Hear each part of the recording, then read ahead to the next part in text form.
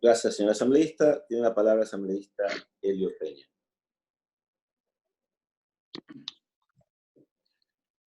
Gracias, ministro. ¿Me escucha? ¿Me escucha? Le escuchamos, señor asambleísta.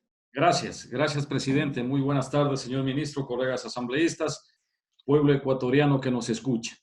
He escuchado con detenimiento las preguntas muy objetivas de los colegas asambleístas y también las respuestas del señor ministro que no han sido tan objetivas. En base a eso, antes de puntualizar mis repreguntas, yo quiero hacer un pequeño preámbulo y decirles que los gobiernos de turno, ante las crisis económicas o para llenar la caja fiscal, han tomado equivocadamente como regla general el acudir a normas que han significado imponer más impuestos que finalmente han derivado en meter la mano a los bolsillos casi vacíos de la clase popular ecuatoriana, o la congelación y hasta recortes de sueldo de los trabajadores y servidores públicos. Todo esto da cuenta de quejarse y aducir que heredan deudas de sus antecesores o que hayan un Estado en crisis. A este ritmo y en este perverso círculo vicioso, la deuda externa ha crecido enormemente por la irresponsabilidad y el populismo en bruto de los diferentes gobiernos. Y dicho sea de paso, no es una deuda de un gobierno, es una deuda de los más de 16 millones de ecuatorianos, que siendo una deuda de un pueblo, ha sido adquirida y negociada bajo oscuras reservas, hasta han hablado de documentos de confidencialidad.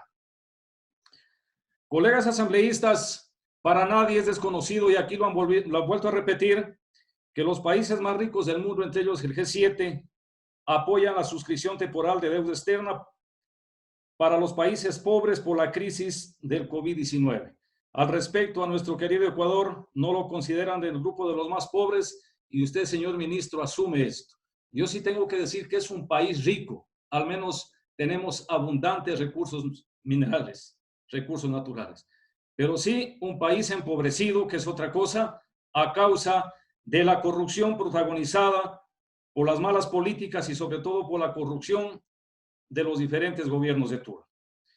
Señor ministro, el 21 de agosto del 2008 se publica la Ley Orgánica para el Fomento Productivo, Atracción de Inversión, Generación de Empleo y Equidad Fiscal, que fue una iniciativa del Ejecutivo aprobada por la mayoría de la Asamblea, sin mi voto, por cierto, en la cual se perdonaron miles de millones de dólares a aquellos morosos con el servicio de rentas internas, a cuenta de la remisión de intereses, moras y otros elementos de deuda. Las preguntas, señor ministro. Un asambleísta me intercedió en la palabra y decía: el servicio de rentas internas tiene que cobrar a 500 empresas 1.449 millones de dólares. Hoy, revisando el rating de deuda del SRI, sigue viva esa deuda. Inclusive ahí aparece un gran empresario que supongo y asumo que ganó mucho porque hasta tuvo plata para sobornar y está implicado en el caso Sobornos 2012-2016. La pregunta es, señor ministro, ¿cuánto cobraron de esa deuda?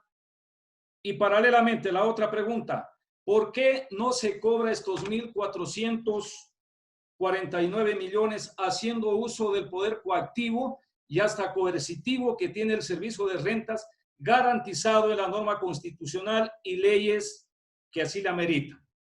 La otra pregunta, señor ministro, ha sido un clamor ciudadano de los emprendedores el tema de las altas tasas de interés tanto de la banca pública como la privada, que en concepto general hemos dicho que es una banca sumamente chulquera, históricamente chulquera.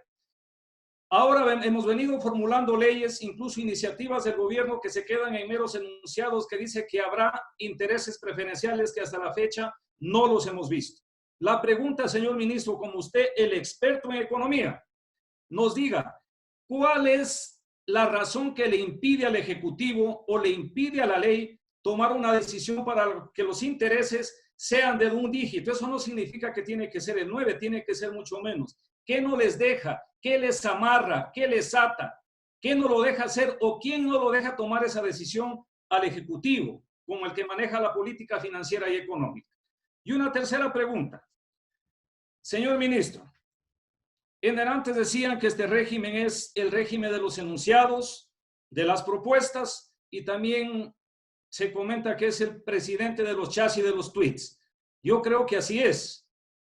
Hubo un anuncio del cierre de los más de 700 infocentros a nivel nacional.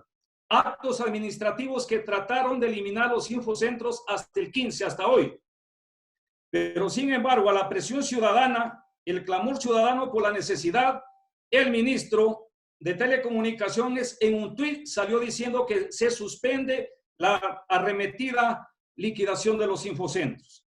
La pregunta, señor ministro, sobre este tema: ¿existe el financiamiento necesario? ¿Lo tomaron ustedes como prioridad al financiamiento para que los infocentros funcionen a nivel nacional, tomando en cuenta que en este tema de la crisis, que es una crisis económica, sanitaria y social, los infocentros son clave para la conectividad digital, sobre todo de las zonas más marginales del país y sobre todo la zona de frontera y Amazonía?